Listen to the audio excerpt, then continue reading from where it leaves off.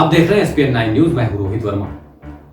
भारतीय वायुसेना के विंग कमांडर अभिनंदन वर्धमान पर अपना भय जाहिर करने के बाद पाकिस्तान ने पुलवामा हमले में अपना हाथ होने की बात भी स्वीकार कर ली है। प्रधानमंत्री इमरान खान की सरकार के एक मंत्री फवाद हुसैन ने संसद में इस हमले को बड़ी कामयाबी बताया है। फवाद हुसैन ने संसद में कहा है कि पुलवामा हमला इमरान खान सरकार की बड़ी कामयाबी है। तो आइए जानते हैं जिस हमले को लेकर पाकिस्तान अपनी पीठ थपथपा रहा है, आखिर वो पूरा घटनाक्रम क्या था और पाकिस्तान को इसका क्या अंजाम भुगतना पड़ा था।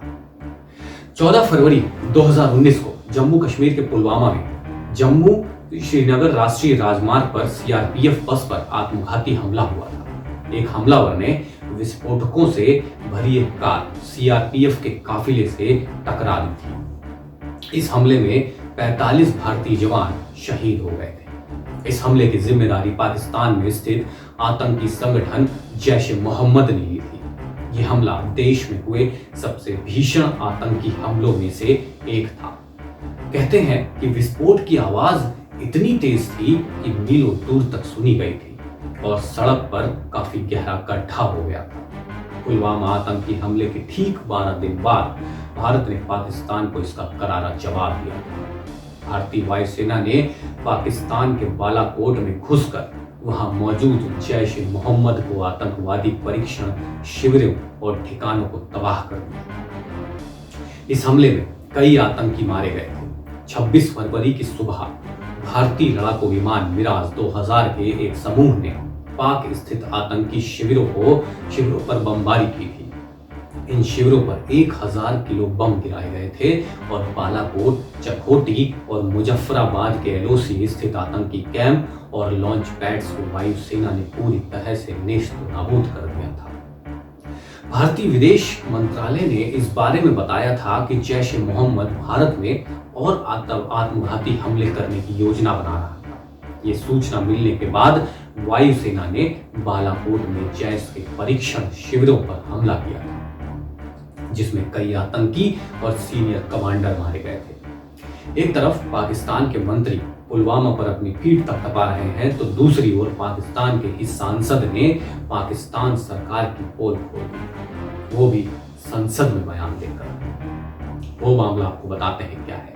पीएमएलएन सांसद अयाज सादिक ने संसद में खुलासा किया है कि विदेश मंत्री एसएम कुरैशी ने पीपीपी, पीएमएलएन और सेना प्रमुख जनरल कमर जावेद बाजवा सहित संसदीय नेताओं के साथ एक बैठक में अभिनंदन को मुक्त करने के लिए कहा था। उस वक्त विपक्ष ने अभिनंदन समेत तमाम मुद्दों पर सरकार का साथ देने का वादा किया था। अयाज सादिक ने कहा कि विदेश मंत्री शाह महमूद कुरैशी ने इस महत्वपूर्ण बैठक में कहा था कि अगर पाकिस्तान ने अभिनंदन को नहीं छोड़ा तो भारत पाकिस्तान पर रात 9 बजे तक हमला कर रहा है। उन्होंने कहा, मुझे बखूबी याद है कि एमएम कुरैशी उस बैठक में थे जिसमें पीएम इमरान खान ने भाग लेने से इनकार कर दिया था। कुरैशी के पैर कांप रहे थे, उन्हें पसीना आ रहा था। इस बैठक में विदेश मंत्री कुरैशी ने कहा था कि अल्लाह के वास्ते अभिनंदन को वापस कर दो, क्योंकि रात 9 बजे हिंदुस्तान पाकिस्तान पर हमला कर देगा। साथ ही अयाज ने कहा कि हिंदुस्तान हमला नहीं करने वाला था, सरकार को सिर्फ घुटने टेक कर अभिनंदन को वापस भेजना था, जो उन्होंने किया।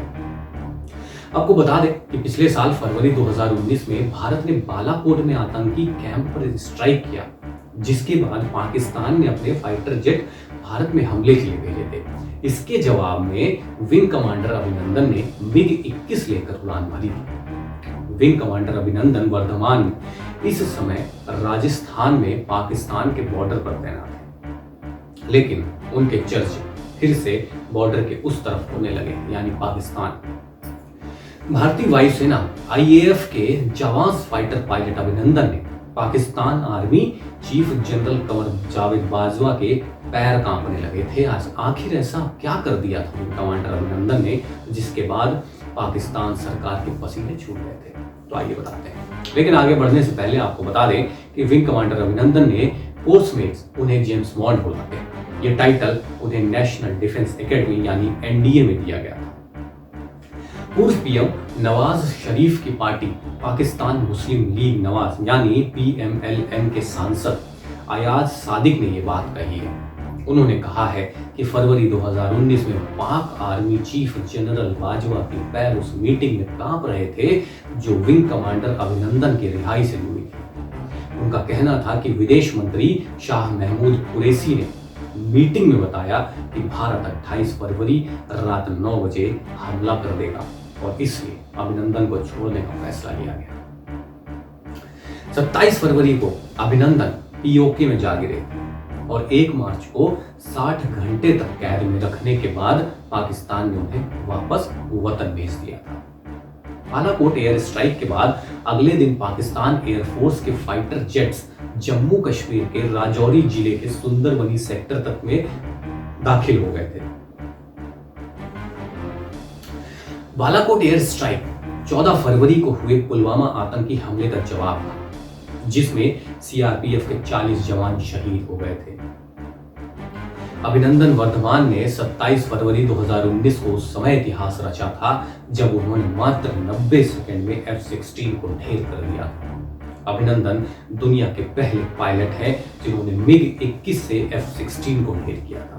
1.5 मिनट में F-16 ने 2 अमेरिकी एमरॉन मिसाइलों को दागा था। इस कारनामे में उनका जेट भी क्रैश हो गया था और इसके बाद वो पाकिस्तान के हिस्से वाले कश्मीर में जा गिरे थे। विशेषज्ञों ने अभिनंदन को ऐसा कारनामा करने वाला दुनिया का पहला पायलट बताया था। उन्होंने 50 के दशक के MiG से 90 के दशक के F-16 को गिराया था। दोनों जेट्स के उत्पादन में 40 वर्ष का अंतर है। MiG-21 को रूस ने सन 1958 में निर्मित किया था, वहीं F-16 को 1998 का बना जेट है। एक MiG-21 की कीमत सिर्फ $2 मिलियन तो वहीं एक F-16 लगभग $19 मिलियन का है। दोनों की रफ्तार में भी काफी अंतर है। MiG-21 जहां 2229 किलोमीटर प्रति घंटे की रफ्तार से वजन उड़ान भरता है तो वहीं F-16 2414 किलोमीटर प्रति घंटे की रफ्तार से उड़ान भर सकता है। MiG-21 ने उस समय F-16 को घेरा जब MiG करीब 15,000 फीट की ऊंचाई पर था और F-16 करीब 9,000 फीट की ऊंचाई पर। F-16 पर बेहतर तरह से हमला करने के लिए MiG-21 को अभिनंदन कुछ और ऊपर लेकर गए। F-16 करीब 26,000 फीट की ऊंचाई पर चला गया था। तभी अभिनंदन ने अपने कौशल का प्रयोग किया और अपने एयरक्राफ्ट को पाकिस्तान एयरफोर्स के एयरक्राफ्ट के पीछे ले गए। अभिनंदन ने रूस की बनी वाइम्पल R-73 मिसाइल को F-16 पर दागा। यह एक असाधारण घटना थी। MiG-21 ने कोल्ड वॉर के दौरान एक F-16 को गिराया था। जिस MiG-21 से अभिनंदन ने F-16 को गिराया था वो सन 1980 में IAF का हिस्सा बना था। ये MiG-21 अपग्रेडेड तो है लेकिन इसकी डिजाइन पुरानी ही है। 4th जनरेशन के फाइटर जेट को इस 60 के दशक के जेट से गिराने के लिए असाधारण कौशल की जरूरत होती है। एक विशेषज्ञ की माने तो ये बिल्कुल वैसा ही है जैसा किसी ऑटोमोबाइल रेस में BMW का पीछा मारुति 800 कर रही हो।